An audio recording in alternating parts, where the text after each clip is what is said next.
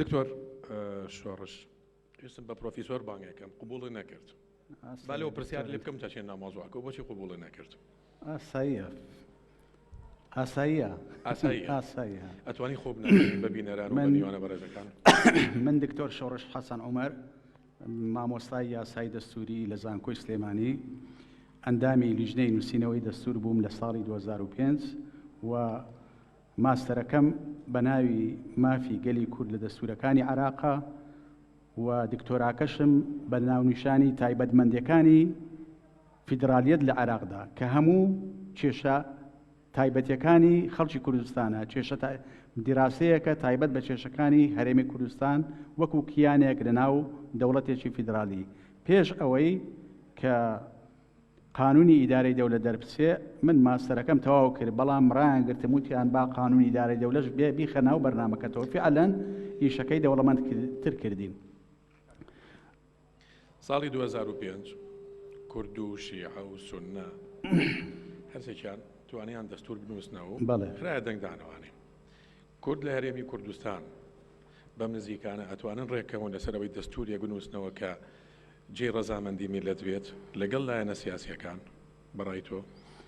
بەڵێ، خۆی ئەمە لە دەست لایەنە سیاسیەکانە نەک لە دەست خەڵکی کوردستان بەداخەوە، چکە مەبادیئە دەستوریەکان کە لە دەستوردا هەیە هەمووی پێشێل کراوە لە عێراق و وڵاتانی وەکو عێراق و ئێمەی هەرێمی کوردستانیش. لەم مەبادیئە دەستوریانە سەروەری یاسا کە ئەوەی کە دەڵێ گەل سەرچاوی دەسەڵاتە لێک جیاکردنەوەی دەسەڵاتەکان. ئێمە دەستورمان بۆ ئەوە دەوێت کە لە پێناو سەقامگیرکردنی دیموکراسی لە هەرێمی کوردستان ئەجینە ئەگەر ڕێزی دەستور نەگرین، چکە دەستور یاسایەکە وەکو هەموو یاساکانی تر، بەڵام یاسایەکە تایبەتمەندی خۆی هەیە. وەکو هۆریۆ دەڵێ الدستور تأطير السياسي للظواهر القانونية، التأطير القانوني للظواهر السياسية واتا بسوارسي وكرني ياساي ديار دا السياسي كان بويش لبيانية وأمشتو مرا لانا السياسي كان دين قصدا كان ليرا بلام وابزام كاوشر آماجي بيدا وكاك زيادي جدا مداخلكي خوي آماجي بيدا أما هر خمي حزب السياسي كان نية بداخوا، يعني هر خمي حزب السياسي كان نية كاللي لجني دستور بيك دينن تنيان ونري خوتاني تيابيه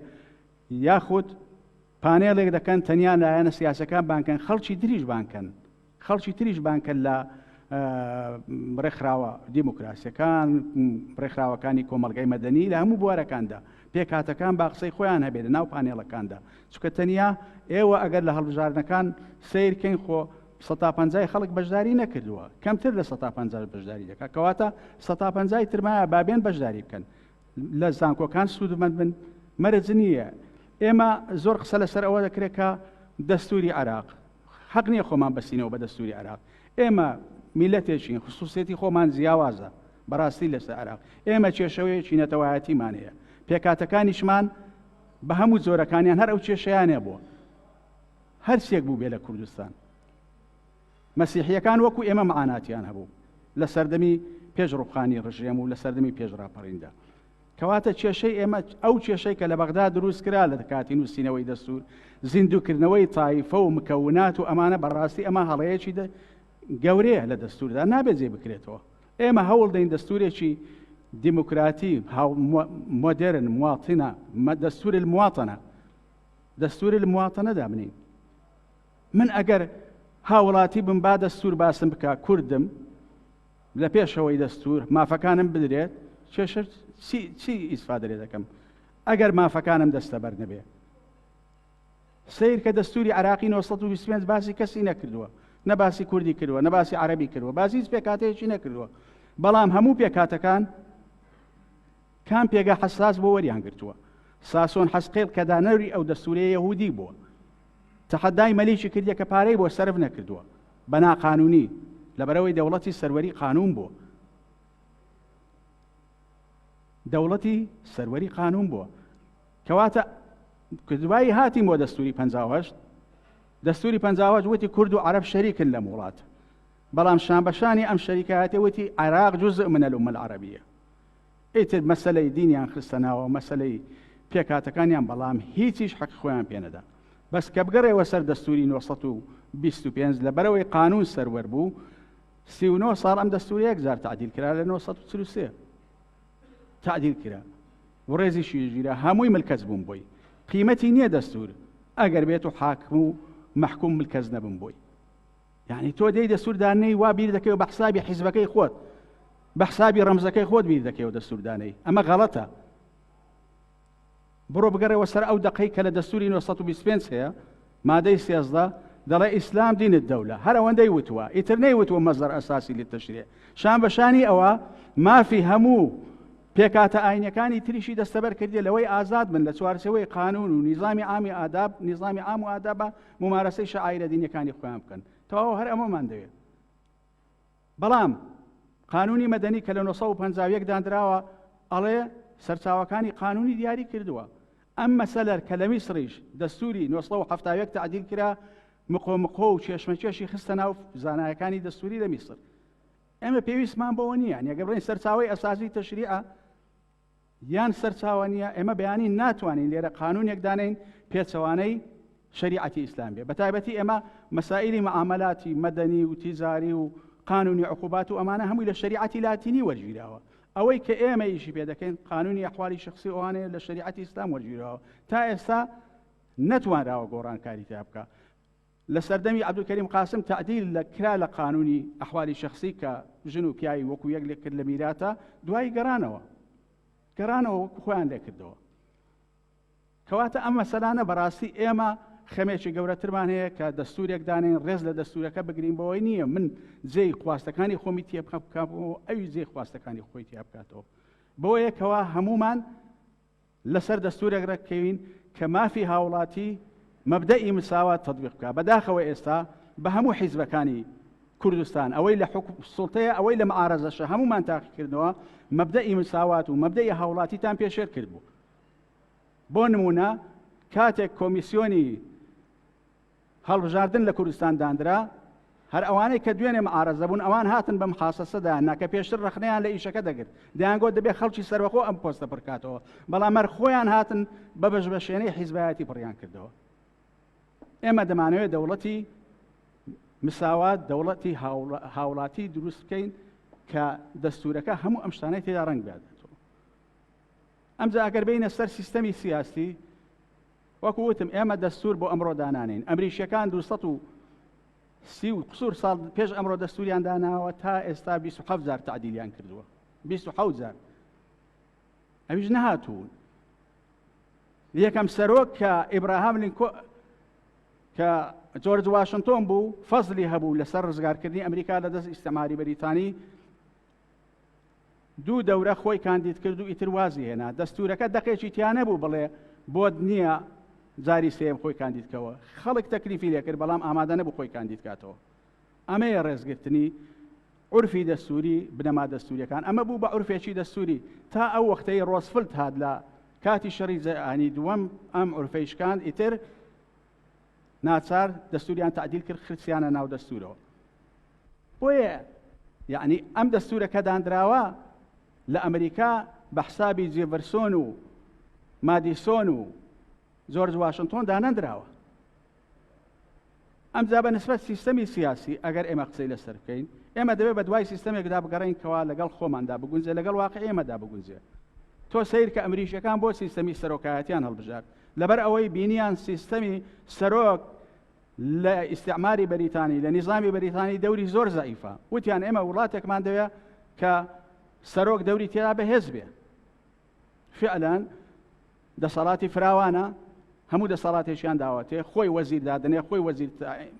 لادەدا وەزیرەکان پێیان ناڵێن وەزیریش دەڵێن سکرتێر بەڵام ئەمریکا پێی دەوترێ حکوومەت القوضات لەبەر ئەوەی دەسەڵاتی دادوەری سەربەخۆیە دەسەڵاتی دادوەری دەتوانێت سنوور بۆیە پەرلەمان دابنێ سنوور بۆ دەسەڵاتی جێبەجێکردنیش دابنێ بە پێچەوانەی فەرەنسا لە فەرەنسادا پەرلەمان زۆر بەقووەت بوو لە جمهوریەتی سێم ساڵی 1975 تاوەکو 1958 جمهوریەتی سێم و چوارەم لەو فترەیە زۆر بەقووەت بوو هاتم بیریان لەو سیستەمە کردەوە نیان کرد بە سەرۆکایەتی دیگۆل کە ڕزگارکەری فەرەنسا بوو لە شەڕی جیهانی دووەم لەدەست ئەڵمانیەکان هات ویستی دەوری سەرۆک بەقووەت کە پێگەی سەرۆک بەقووەت کە ئەوە بوو دەستورەکەی 50 بڕیاری نەدابوو سەرۆک لەناو خەڵک هەڵ نەدەبژێرا بەڵکو لەناو هەیئەت هەڵدەبژێرا لەناو پەرلەمان و لەناو نوێنەری ناوچەکان هەڵدەبژێرا ئەم مەسەلەی خستە ڕاپرسیەوە ئایا ڕازین سەرۆک خەڵک هەڵی بژێرێ لە ساڵی 62 بەڵێ خەڵک دەنجی بۆدا ئیتر لەو ساتەوە بوو بە سیستەمێکی تێکەڵاو لە سەرۆکایەتی و دیموکراتی سەرۆکایەتی و پەرلەمانی سەرۆک دەسەڵاتی هەیە بەڵام کێشەکە ئەوەیە سەرۆکی فەڕەنسا ئەو دەسەڵاتە زۆرەی هەیە لە بەرامبەریدا ئالیەتێک نییە بۆ لێپرسینەوە ئالیەتێک دانەندراوە بۆ لێپرسینەوە لە سەرۆکی فەڕەنسا هەرێک لێپرسینەوەکەی دەڵێ ئەگەر خیانەتێکی گەورەی کرد ئەم خیانەتە گەورەش نە لە دەستور نە بە قانونێک چوارچێوەکەی دیاری نەکراوە تا لێپرسینەوەی لەگەڵ بکەیت ئەم سیستەمە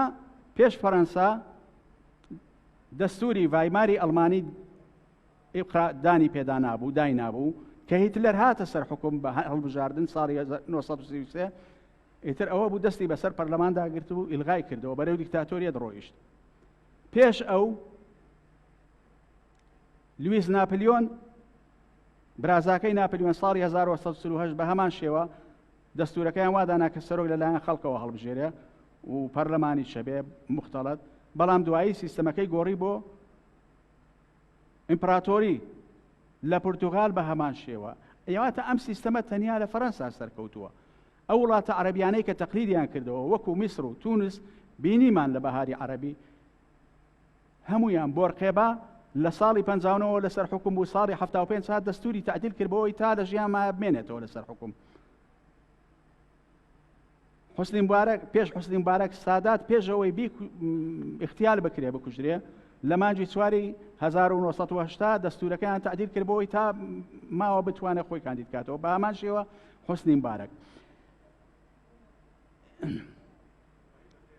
باشە کەواتە ئێمە کێشەکەمان لێرە خۆمان ئەگەر مەزالم بدەیت دەسەڵاتی جێبەجێکردن لێرە خۆی بەهێزە خۆی زاڵە بەسەر پەرلەماندا ئەو هەمووتان ئێمە دەبینین کە پەرلەمان لەژێر هەیمەنەی دەسەڵاتی جێبەجێکردە ئەگەر سەرۆکایەتی هەرێمەیە ئەگەر سەرۆکایەتی حکومەتە کەواتە ئێمە دەبێ بە دوای ئالیەتێکدا بگەڕین لەم دەستورە کە هاوسەنجی دروستکە و ئالیەتەکانی لێپرسینەوەش جێبەجێ بکەین وەکو وتم نەچین بە دوای دەستوری عراقی بگەڕین چونکە دەستوری عراقی ئێمە بە حکمی دیراسەمان لەسەر ئەم دەستورە دەیا شتی دژبەیەکی تایە دەیا کەم و کوڕی تایە بۆ نمونە پەرلەمانی عراقی حکومەت دەسەڵاتی جێبەجێکردن لە عراق ناتوانێت پەرلەمان هەڵوەشێنێتەوە ئەگەر پەرلەمان ڕێگری لێ کرد ناتوانێت پەرلەمان هەڵوەشێنێتەوە ئەمە کەم و کوڕیەکە دەسەڵاتی جێبەجێکردن ناتوانێت حالەتی تەواڕی ئەلام بکە بۆیە ئێمە دەبێت دەستورێک دانین بە سوود وەگرتن لەو پرۆژە دەستوری کە پێشتر هەبوو دەکرێت تعدیلاتی تێدا بکرێت لەسەر ئەوە کە بەڕاستی دەسەڵاتەکان لەسەر ئەساسی مەبدەئی فەسڵی سوڵتات بگەڕێنەوە سەر پەرلەمانیە تەقلیدیەکە نەک ئەو پەرلەمانەی کە لە فەڕەنسا داهێنرا ئەمە شکستی هێناوە لای ئێمە بەم سۆگەری شکست دێنێ ئەگەر خۆ ئەمەش نەکەین ئەگەر بە سیستەمی پەرلەمانی ڕازینەوی بگەڕێنەوە بۆ سیستەمی سەرۆکایەتی باشترە لەبەرەوەی تۆ لە سیستەمی سەرۆکایەتی زیاتێک دیارە مەسوولە سەرۆکی کۆمارە مەسوولە پەرلەمان ناتوانێت ڕووبیانووی نامێنێ بۆ ئەوی بڵێ بەڵام ئێستا سەرۆکی هەرێمت هەیە پەرلەمانت هەیە ئیتر وەزیر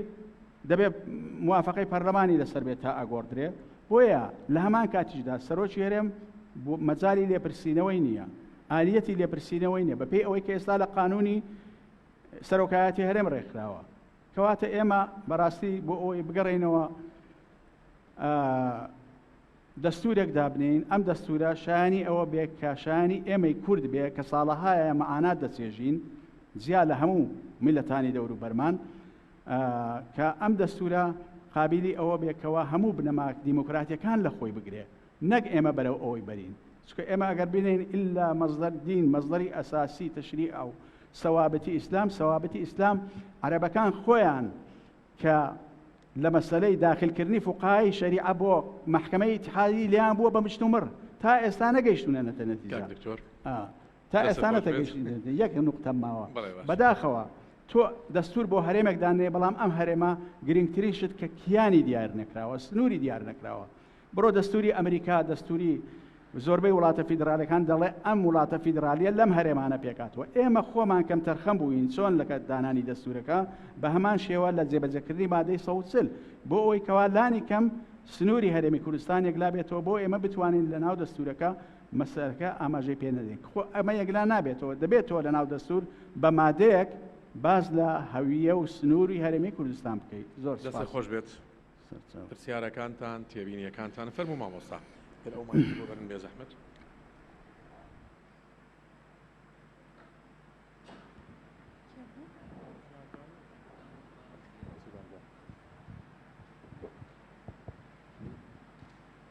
من دەستخۆشیم هەیە بۆ هەردوو بەڕێز کاک دکتۆر ئاوات تەمەن تەحلیلات ناکەم ئەوە لێگەڕم تا ڕادەیە مۆفەق بوو لەوەی کە لە باسی پێگەی ئیسلام و دەقە شەرعیەکان و قەتعی و دەلالەوانە دەستخۆشی لێکەم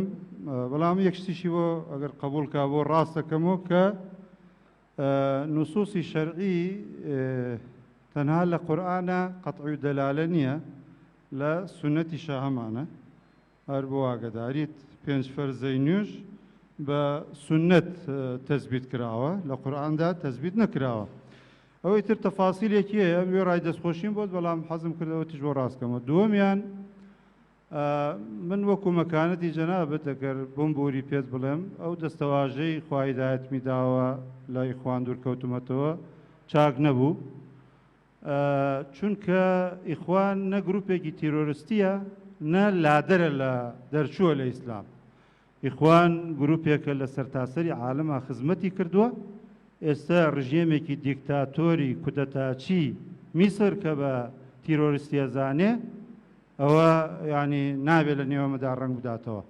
من دەستخۆشیت لێکەم دادوەرێکی بێلایەن بی ئینشاءڵڵا سەر بە هیچ لایەنیت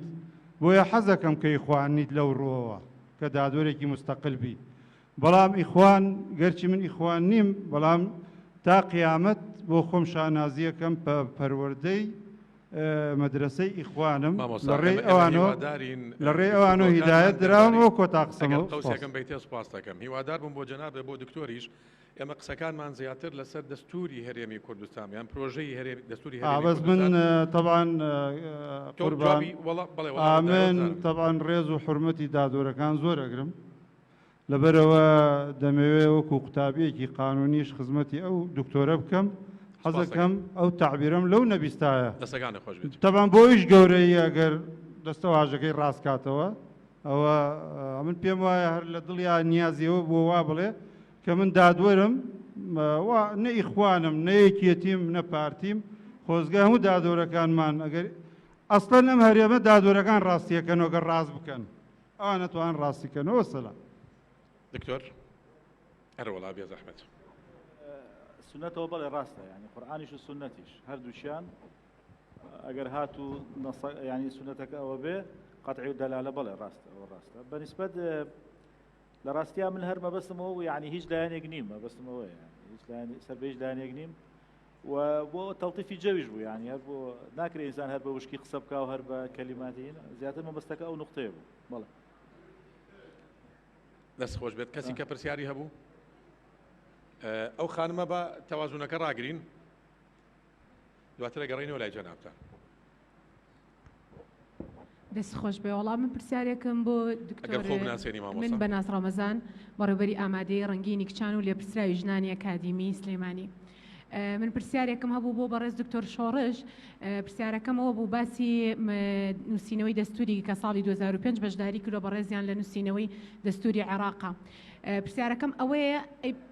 هەرێم باشە پرسیارەکەم ئەوەیە هیچ مادەیەکی دەستوری لە ڕێگەی قانونی و ڕێگەی پێ ئەدرێ بنووسرێتەوانێ لە دەستوری هەرێمە ئەگەر هات و دووبارە دەستور بنووسینەوە سزای ئەو لایەنە یاخۆ ئەو کەسە بدرێ کە هات و پەیڕەوی مادە دەستوریەکانی نەکرد چونکو من بە ئاشکرا لە ساڵی ڕابردووە ئەوەنەی خۆم خوێندنەوەم هەبوو بێ لەسەر دەستوریەکانی عێراق کە 144 مادەیە هیچ مادەیەکم نەبینیوە سزا بێ بۆ کەسانەی کە پەیڕەوی مادە دەستوریەکانی عێراق ناکەن لە پەرلەمانی عێراقا ساڵی ڕابردوو یەکێک لە ئەندام پەرلەمانەکانی عێراق لە سەر فراکسیۆنی سەوز داوای ئەوەی کرد بە پێی مادەی 4 لە دەستوری عێراقا بە کوردی قسە بکات لە ناو پەرلەمان کە ئەمەیدا پرسیارەکەی ئاراستەی ڕئیسی مەجلیسی نەواب کرد بەڵام من زۆر متابعەم کرد هیچ جوابێک هیچ دەرئەنجامێکی نەبوو ئەو ئەندام پەرلەمانە کە ئەو داوایە کە داوایەکی دەستوری بوو کردی ئایا لە بنووسینەوەی دەستوری هەرێم ئەگەر بنووسرێتەوە ئەتوانرێت لە ڕێگەی قانونیەوە سزایەکدا بنرێت بۆ ئەو لایەن و کەسانەی کە پەیڕەوی مادە دەستوریەکان ناکەن؟ سپاس. خۆی قانونێک دەرسووە لە عێراق قانونی ژمارە 7 ساڵی 2014 قانونی زمانە ڕسمیەکان لە هەرێمی کوردستانیش قانونێک دەرچووە لە ناو قانونەکەدا ئالیەتی داناوە دەڵ هەر کەسێک پابەند نەبێ بە جێبەجێکردنی بەندەکانی ئەو یاسایە سزا دەدرێت ینی لە دەستور عادەتەن دەستور من زۆر جاریژ ینی لە ناو مناقەشاتی خۆمان لە لیژنەی دەستور بە برادەرەکانم دەوت حەقنی ئێمە ئەوەندە ورد بینەوە لە ناو دەستور چونکە کێشە دروست دەکەی ئەمە ئیشی قانونە دواتر کە دێ تەفسیل دەدا بە مادە دەستوریەکان لەسەر هەموو مەسەلەکان قانون لە عێراقیش دەرچووە لە هەرێمی کوردستانیش دەرچووە هەردووشیان سزایان داناوە بەڵام کە ئێمە وەکو پێویست ئەم مادە دەستوریە جێبەجێ ناکەین خەتای خۆمانە عەرەب نایە بۆ جێبەجێکا پێگەی پەرلەمانی عێراق بە کوردی شتی لێ بڵاو کاتەوە یا قانونەکان بێنێ بە کوردی لێ ئەمە ئیشی ئێمەیە کەوا خەڵکێک بەرین لێرە خەڵکمان زۆرە دەستی کار پێیا ئەکەین لە زیادی ئەوەی بە عیلاقاتی شخصی و عیلاقاتی حیزبی فلان و فیسار بەرین لە پەرلەمانی عێراقی بە مستەشار دەیان گەنج دەبین لەوێکەوە هەم قانونەکان هەم دەستور هەم بڕیارەکانی پەرلەمان لە هەموو لە دەسەڵاتی دادوەری لە دەسەڵاتی جێبەجێکردن لە دەسەڵاتی پەرلەمانیش و من زۆر جاریش وتومە حەقە پەرلەمانەکانی ئێمە لە ناو پەرلەمانی عێراقی بە کوردی قسە بکەن چکە دەستور مافێکی دەستوریە بەڵام کە تۆ خۆت بەکاری نێنی لەو سەردەمی تەکنۆلۆژیایە ئەو لێم تێدەگا لێم تێناگا مشکلەی من نییە لە ئومەم متحیدە 190 و قسوور دەوڵەت زمانی جیاواز قسە ئەکا هەمووش لێک تێدەگەن کێشەیان نییە بۆ دەبێت لە عێراق نەتوانن ئەو تەکنۆلۆژیایە بێنن کەوا کابرای کورد نوێنەری کورد بە کوردی قسە بکە لەوێ ئێستا بۆتە کێشە عەرەبی ئەزانی کاکە ئەو